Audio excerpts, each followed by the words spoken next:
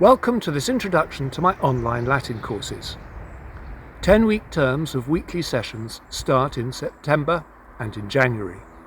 There'll be courses at various levels, including for beginners. We'll be reading Latin written by the ancients themselves, their histories, speeches, letters and poems, and I'll set these readings in their historical context, with a look at the events, people and culture of the time. I'm going to start by showing you some English words, and I want you to think of something they all have in common.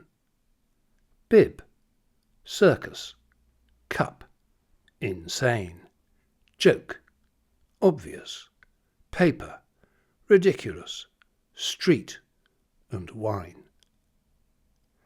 The answer? They all came from Latin, and there are many, many others, which can be a huge help when reading Latin. Let's see this at work.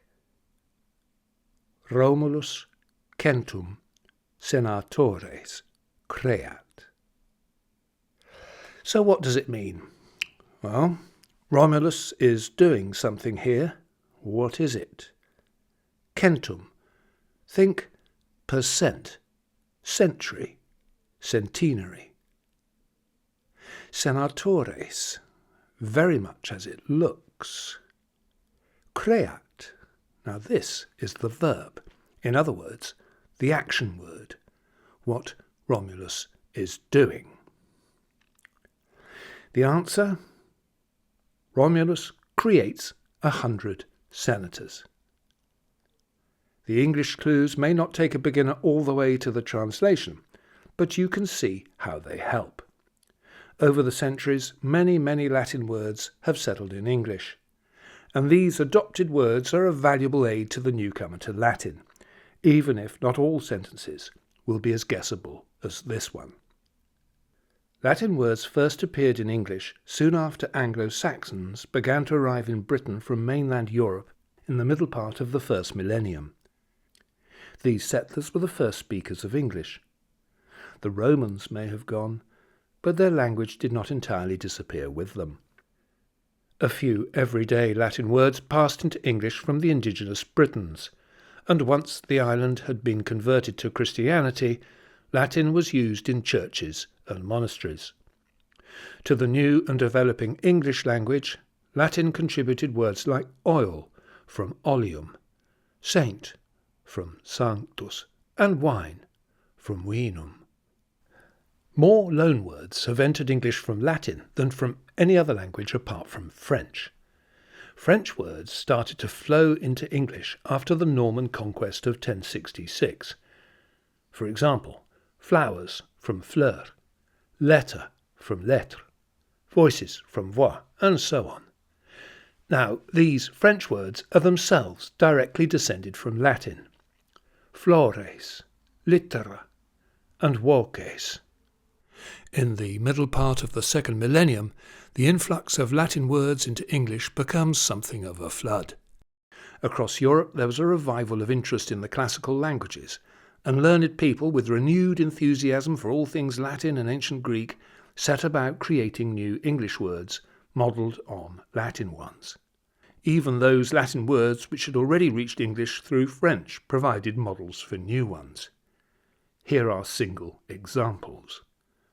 Floral, literate, vocal.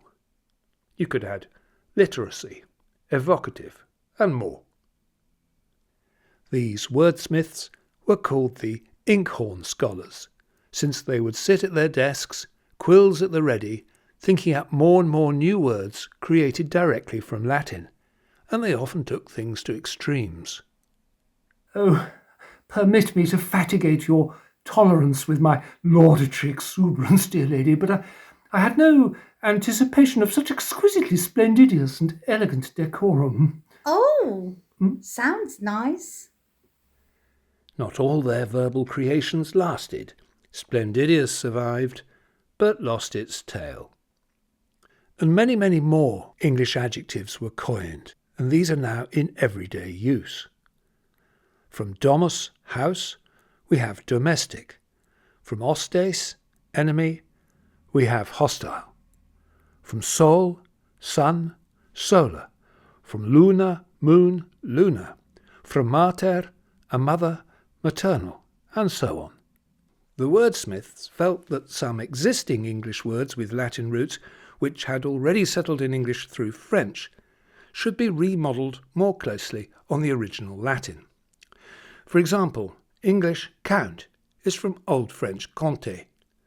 The word frail comes from French frêle, and our word sure from sûr. The Latin roots are computare, fragilis, and securus, and the inkhorns came up with compute, fragile, and secure. The inkhorns were busy not only here, but elsewhere in Europe too. The French respelt compter with a P to give it a more Latin look, and frêle and sûr have also changed their appearance over the years. In many cases, both the original and newly created English words survived, developing slightly different meanings. Your antique teapot, for example, you'd label fragile, but if you were packing up your great-grandmother, you're more likely to write frail. When first formed, these words must have sounded very affected, even if they impressed a lot of people. All these years later, they are still the quick fix to elevate your importance.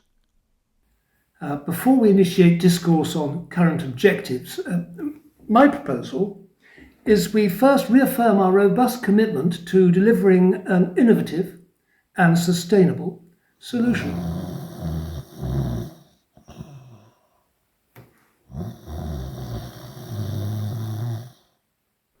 One or two of these words first appeared in English a little before the inkhorn period got underway, but they're from Latin nonetheless, and of course this sort of language is a poor advert for the Latin language itself.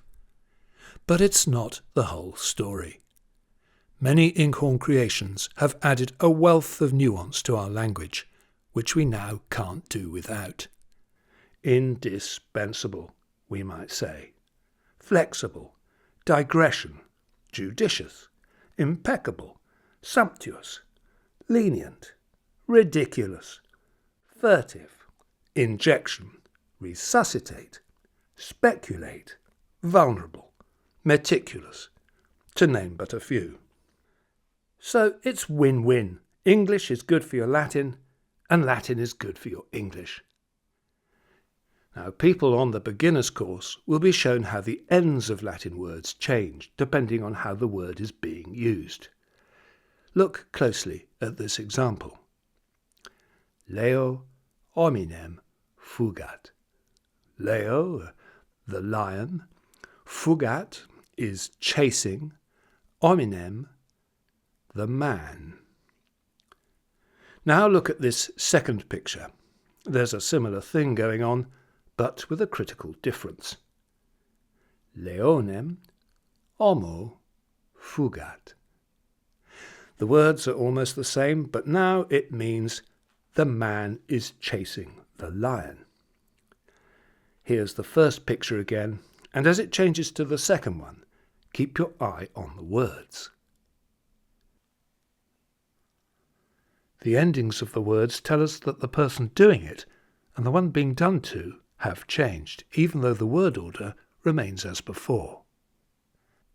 We'll be reading the Latin of ancient authors themselves, writers like the poet Virgil, the orator and politician Cicero, the poet Ovid, and the historian Tacitus. The readings will be set in the political, social and cultural context of their time. This survey of Rome's history starts in Rome's early days, when only a relatively minor settlement, between the powerful Etruscans to the north in cities like Tarquinia, and the many Greek colonies in the south. On the Latin Quarter website you can follow my video tour of these Etruscan, Greek and Roman sites, and if you travel there yourself, and cross from Italy to Sicily as we did, take care not to get blown off the boat. Sicily is a quite beautiful place, fruitful and fertile, and it's no surprise that it attracted the interest of settlers. From the 8th century BC onwards, colonies sprang up all around the island. In retrospect, it's easy to see Rome's rise to power as an inevitable development. But as with these things in real time, it was much less inevitable. We'll look at some of the characters involved. Julius Caesar, for instance. He was certainly one who changed his world forever. We'll meet Cleopatra, Queen of Egypt, who stood up for her world against the advances of Rome's empire. Romans weren't keen on kings, and even less so queens. Julius Caesar liked her though, and they even had a son together. Caesar dilexit reginas, sed maxime Cleopatram. Caesar loved queens, but especially Cleopatra.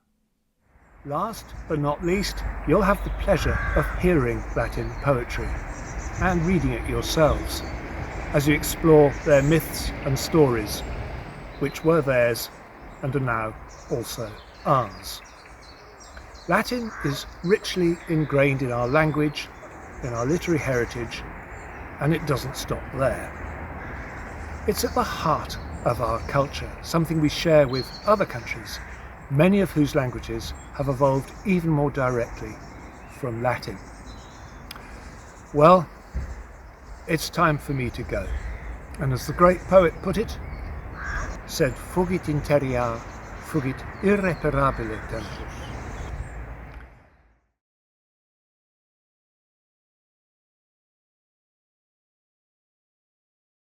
If you want to join one of these courses, learn lots and have some fun, search online for the Latin Quarter. And remember, Latin Quarter is spelt with a V, not a U. I hope to see you soon.